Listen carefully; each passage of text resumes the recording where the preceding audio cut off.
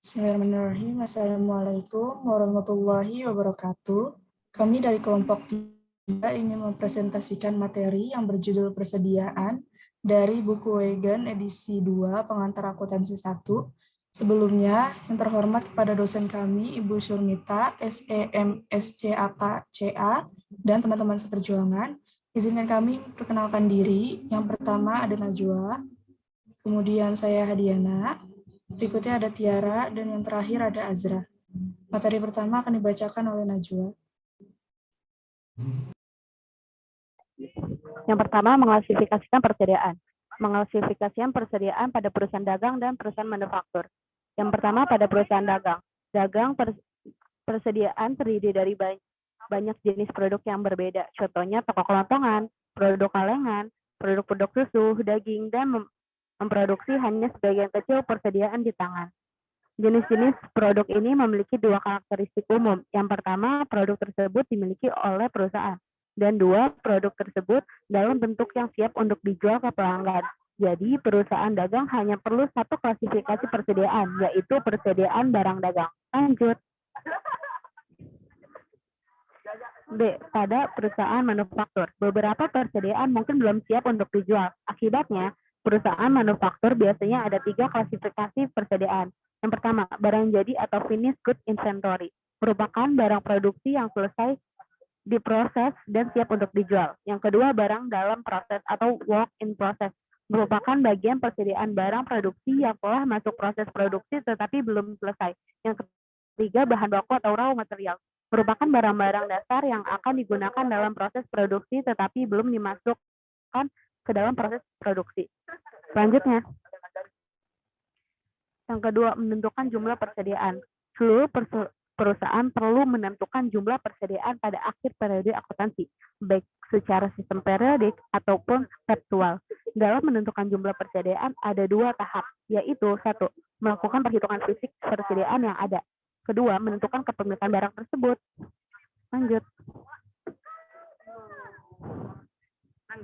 Perhitungan fisik persediaan dilakukan pada akhir periode akuntansi.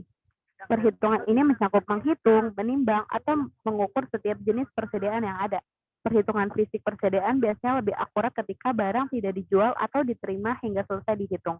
Akibatnya, perusahaan seringkali menginventarisasi ketika bisnisnya tutup atau ketika bisnisnya melambat.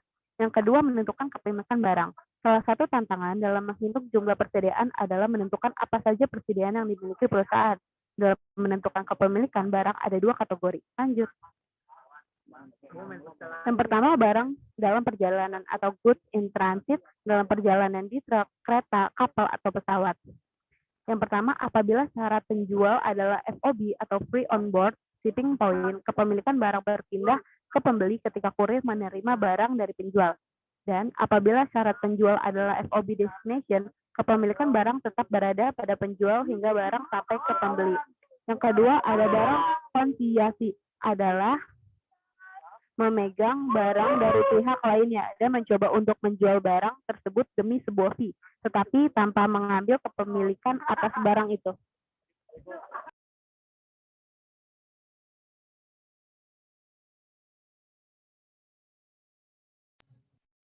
3. Perhitungan biaya persediaan. Penentuan biaya persediaan, biaya meliputi seluruh pengeluaran yang diperlukan untuk memperoleh barang dan menempatkannya dalam kondisi yang siap untuk dijual. Contohnya yaitu biaya pengiriman yang terjadi untuk memperoleh persediaan ditambah ke biaya persediaan. Tetapi biaya pengiriman barang ke pelanggan merupakan beban penjualan.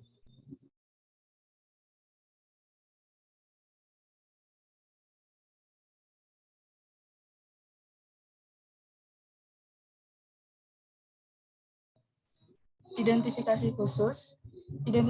Identifikasi khusus mengharuskan perusahaan memiliki catatan biaya awal dari setiap jenis persediaan.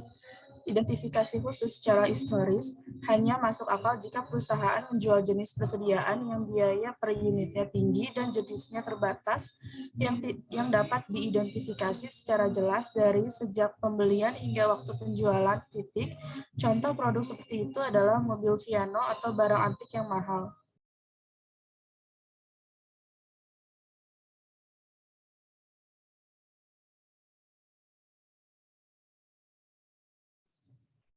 Asumsi arus biaya. Yang pertama ada first in, first out atau FIFO, yaitu mengasumsikan bahwa barang yang paling awal dibeli adalah yang paling pertama yang akan dijual. Berdasarkan metode FIFO, biaya dari barang yang paling awal dibeli adalah yang paling pertama akan diakui saat menentukan beban pokok penjualan. Berdasarkan FIFO, perusahaan mendapatkan biaya persediaan akhir dengan mengambil biaya per unit dari pembelian yang terbaru dan bekerja dari belakang hingga seluruh unit persediaan telah dihitung biayanya.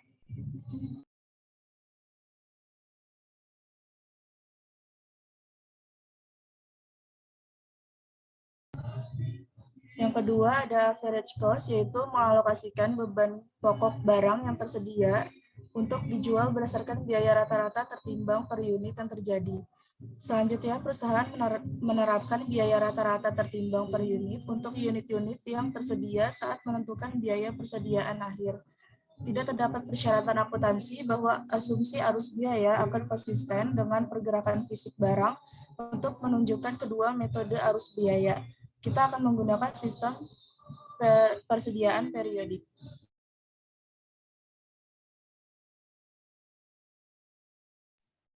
Yang keempat ada kesalahan persediaan. Sebab umum terjadinya kesalahan persediaan yang pertama, kegagalan dalam menghitung atau menentukan harga persediaan secara tepat. Dua, perusahaan tidak secara tepat mengakui transfer hak atas barang yang sedang dalam perjalanan. Tiga, kesalahan ini mempengaruhi laporan laba rugi maupun laporan posisi keuangan.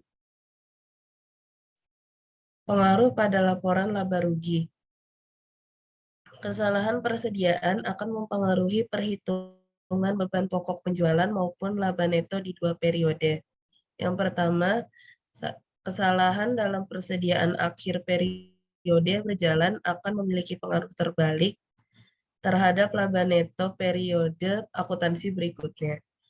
Dua, meskipun 2 tahun, total laba neto tetap karena kesalahan saling menutupi satu sama lain. Biasanya dijadikan trik oleh perusahaan untuk membesarkan laba. 3. Ketepatan persediaan akhir tergantung sepenuhnya pada akurasi pengambilan dan penentuan biaya persediaan. Pengaruh pada laporan laba rugi ketika terjadi kesalahan persediaan, maka akan mempengaruhi perhitungan beban pokok penjualan maupun laba neto. Rumus beban pokok penjualan yaitu persediaan awal ditambah harga pokok penjualan dikurang persediaan akhir. Dan juga apabila kesalahan persediaan mengarang sajikan persediaan awal, maka beban pokok penjualan menjadi kurang saji dan laba neto menjadi lebih saji. Apabila melebih sajikan persediaan awal, maka beban pokok penjualan akan lebih saji dan laba neto jadi kurang saji. Apabila mengarang sajikan persediaan akhir, maka beban pokok penjualan akan lebih saji dan laba neto akan kurang saji. Apabila melebih sajikan persediaan akhir, maka beban pokok penjualan akan kurang saji dan laba neto akan lebih saji. Pengaruh terhadap laporan posisi keuangan.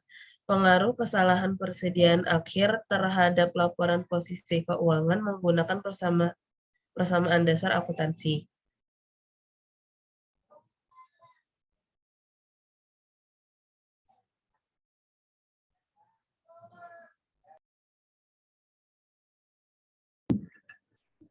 Lima, penyajian dan analisis laporan. Penyajian yaitu persediaan diklasifikasikan di dalam laporan posisi keuangan sebagai aset lancar. Pada laporan laba rugi, beban pokok penjualan dikurangkan dari penjualan. Terdapat mengungkapkan tentang klasifikasi utama persediaan, basis akuntansi yang termasuk biaya, biaya akun, nilai realisasi neto, mana yang lebih rendah, dan metode biaya, yang termasuk identifikasi khusus, FIFO, dan biaya rata-rata. Contohnya yaitu Esprit Holding atau Hong Kong yang di dalam laporan posisi keuangan terbaru melaporkan persediaan sebesar 2.997 juta juta dolar Hong Kong pada aset lancar. Analisis yaitu jumlah persediaan yang dilaporkan perusahaan memiliki konsekuensi ekonomi yang besar dan manajemen persediaan merupakan pedang bermata dua yang tetap memerlukan perhatian. Di satu sisi, manajemen ini ingin memiliki berbagai jenis dan jumlah persediaan di tangan, sehingga pelanggan memiliki banyak pilihan dan jumlahnya selalu ada, atau stoknya selalu ada. Perputaran persediaan atau inventory turnover yaitu mengukur berapa kali rata-rata persediaan terjual selama periode itu. Tujuannya yaitu untuk mengukur aktivitas persediaan. Perputaran persediaan adalah jumlah hari persediaan atau days in inventory. Days in inventory ini mengukur jumlah hari persediaan yang dimiliki. Ini juga dihitung dengan membagi 365 dengan rasio perputaran persediaan.